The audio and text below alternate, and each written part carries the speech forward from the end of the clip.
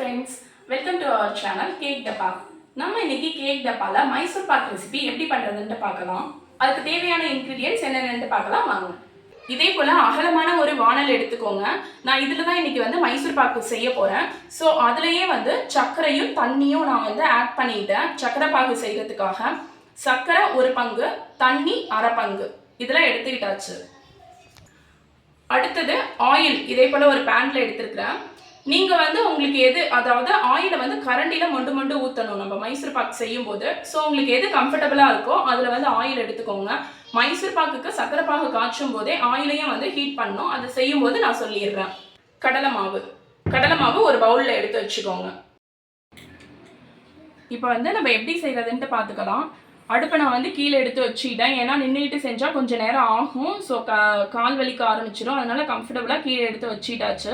Stove ரெண்டுத்தையும் on பண்ணிக்கலாம். சக்கரை பாகுக்கு சக்கரை அடியில் இருக்கு இல்லைங்களா, ஸோ அதை வந்து இப்படி கரண்டியை வச்சு கிண்டி விட்டுக்கோங்க. இல்லைன்னா அனல் ஏற ஏற சக்கரை அடியில் அடி பிடிச்சிக்கும். ஸோ கொஞ்சம் கரைகிற அளவுக்கு கிண்டி விட்டுக்கோங்க. இப்படி ஓரளவுக்கு சக்கரை கரைகிற வரைக்கும் இதே போல் கிண்டி விட்டுக்கலாம். இப்போ வந்து சக்கரை கரைஞ்சிருச்சு, அதனால கொதிக்கிறதுக்கு விட்டுட்டேன். இந்த சைடு வந்து ஆயில் சூடேறிடுச்சு. ஸோ சிம்மில் வச்சுட்டேன். இதுக்கான மெஷர்மெண்ட் என்னதுன்ட்டு இன்னைக்கு நான் சொல்லிடுறேன். கடல மாவு வந்து 1 கப் எடுத்துருக்கிறேன். அதாவது 1 கப் நார்மலாக நான் சொல்கிறேன். இன்றைக்கி நான் செய்கிறது வந்து சேல்ஸ்க்கு செய்கிறதால 2 கப் கடல மாவு எடுத்துருக்கிறேன். ஸோ நீங்கள் வந்து எந்த பாத்திரத்தில் அளக்குறீங்களோ அந்த பாத்திரத்துலேயே எல்லா மெஷர்மெண்ட்டும் வர்ற மாதிரி வச்சுக்கோங்க. இதில் இப்போ வந்து 2 கப் கடல மாவு நான் வந்து எடுத்துக்கிட்டேன். ஸோ வந்து 2 கப் கடல மாவுக்கு சர்க்கரை பார்த்தீங்கன்னா 2 பங்கு எடுத்துக்கணும். 1க்கு 2ன்ற விதத்தில் சர்க்கரை எடுத்துக்கணும். 2 கப்புக்கு நான் வந்து 4 கப் சர்க்கரை எடுத்துருக்கிறேன். ஸோ வந்து 4 கப் சர்க்கரைனா சர்க்கரை பாகு காய்ச்சும் போது 4 கப்புக்கு 2 கப் தண்ணி ஊற்றிக்கணும். ஸோ 2 கப் இல்லைன்னா 1.5 கப் ஊற்றிக்கோங்க. 1.5 கப் ஊற்றுனீங்கன்னா சர்க்கரை பாகு சீக்கிரம் வந்துடும். 2 கப் ஊற்றுனீங்கன்னா கொஞ்சம் லேட் ஆகும். அவ்வளோதான். நெக்ஸ்ட்டு ஆயில் வந்து 1க்கு 3 பங்கு, அதாவது கடல மாவுக்கு 1க்கு 3 பங்கு ஆயில் எடுத்துக்கணும். நான் இன்னைக்கு 2 கப் கடல மாவு எடுத்துருக்கிறேன் இல்லைங்களா, அதனால 6 கப் ஆயில் எடுத்துருக்கிறேன். நீங்கள் எந்த கப்பில் வேணாலும் மெஷர் பண்ணிக்கோங்க. சேம் கப்பை வச்சே எல்லாத்தையுமே அளந்துக்கோங்க. அவ்வளோதான். இது வந்து நார்மல் மைசூர் பாக்கு தான், அதாவது ஆயில் ஆட் பண்ணி செய்கிற மைசூர் பாக்கு தான். இது கீ மைசூர் பாக்கு இல்லை. இதே வந்து கீ மைசூர் பாக்காக இருந்துச்சுன்னா நீங்கள் ஃபுல்லாக வந்து கீ, அதாவது நெய் ஆட் பண்ணிக்கலாம். இப்போ வந்து பாகு ரெடி ஆயிடுச்சு. ஒரு கம்பி பதம் இருக்கா, ஸோ வந்து பாகு ரெடி ஆயிடுச்சு. இதை சிம்மில் வச்சுக்கலாம். ஸோ வந்து நம்ம உப்புமாவுக்கு கிண்டுவோம் இல்லைங்களா, கடல மாவை அதே போல் கொஞ்சம் கொஞ்சமாக இந்த சக்கரை பாகில் கொட்டி கைவிடாமல் கிண்டிகிட்டே இருக்கணும். இது வந்து நான் அந்த கடல மாவை நல்லா சலிச்சு எடுத்துக்கிட்டேன். ஸோ நீங்களும் வந்து சலிச்சு எடுத்துக்கோங்க. கடல மாவில் கட்டி எதுவும் இருக்கக்கூடாது. இது கடல மாவு போட்டு கிண்டுறப்ப கட்டி விழுகிற மாதிரி தான் இருக்கும். நம்ம எண்ணெய் இதில் சேர்த்து கிண்டுறப்ப கட்டியெல்லாம் உடஞ்சிரும். ஸோ கைவிடாத நல்லா கிண்டுங்க. இப்படியே கைவிடாத நல்லா கிண்டிகிட்டே இருக்கணும். ஸோ நம்ம சூடான எண்ணெயை இதில் ஊற்றி கிண்டும் போது அந்த கட்டியெல்லாம் உடஞ்சிரும். இப்போ வந்து கடல மாவு ஓரளவுக்கு கரைஞ்சிருச்சு. ஸோ வந்து அந்த சைடு எண்ணெய் நல்லா சூடாக இருக்கு இல்லைங்களா, அந்த எண்ணெயை எடுத்து கொஞ்சம் கொஞ்சமாக இதில் சேர்த்துக்கலாம்.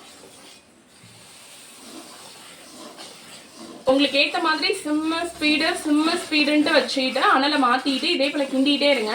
இப்போ பாருங்கள், நம்ம ஊற்றின எண்ணெயை மைசூர் பாக்கு பிடிச்சிருச்சு. ஸோ மறுபடியும் எண்ணெய் இதில் ஆட் பண்ணிக்கலாம்.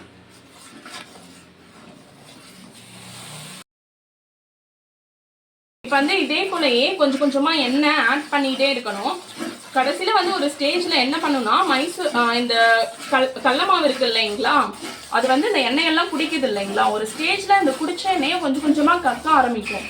ஸோ அந்த ஸ்டேஜ் தான் வந்து இது பதமாயிருச்சு, நல்லா ரெடி ஆயிடுச்சு. ஸோ நம்ம வந்து ட்ரேக்கு மாற்றி ஆற வச்சிடலாம் அப்படின்றதுக்கான இது.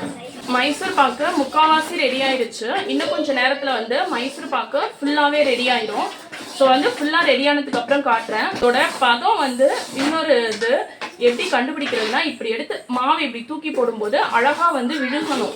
கரண்டில ஒட்டக்கூடாது, அழகா அது வந்து விழுகணும். அதுதான் வந்து ரெடியான ஸ்டேஜ்.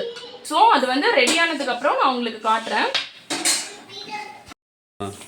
மைசூர் பாக்கு வந்து ரெடி ஆயிடுச்சு. இங்க பாருங்க, இப்படி எடுத்து இப்படி போடுறோமா, அழகா வருதா, அவ்வளோதான். இதுதான் ரெடி ஆயிடுச்சு. அடுப்பு ஆஃப் பண்ணிட்டு இப்போ நான் ட்ரேக்கு மாற்றிடுறேன். இதை வந்து விட்டால் ரொம்ப மைசூர் பாக்கு மொறுமொறுன்னு ஆயிடும். ரெடியான மைசூர் பாக்க இதே போல் ஒரு ட்ரேக்கு மாற்றிடணும். நான் ஏற்கனவே இந்த ட்ரேயில் வந்து பட்டர் ஷீட் போட்டு வச்சுருங்க. நீங்கள் வந்து மைசூர் பாக் செய்ய போகிறதுக்கு முன்னாடியே இதே போல் பட்டர் ஷீட் போட்டு வச்சுருங்க.